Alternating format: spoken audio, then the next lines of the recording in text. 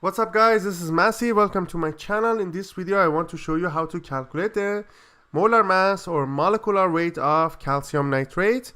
We have CaNO3 So in order to find the molar mass, we need to find the atomic mass of all the elements inside this chemical. So we have calcium, we have nitrogen, and we have oxygen. The atomic mass of calcium is 40.078. Nitrogen is 14.007 and oxygen is 15.999. How many calcium we have? We have just one. How many nitrogen? We have 1 times 2, so it's going to be 2. And how many oxygen? We have 3 times 2, so it's going to be 6. So we have 40.078. This one is 28.014, and here we have 15.999 times 6 is 95.994. Add it with 28.014 plus 40.078.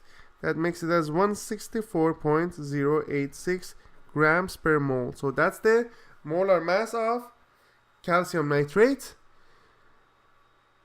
So that's it. That's the molar mass or molecular weight of calcium nitrate. Please leave me a comment if you have any question and I'll get back to you as soon as I can.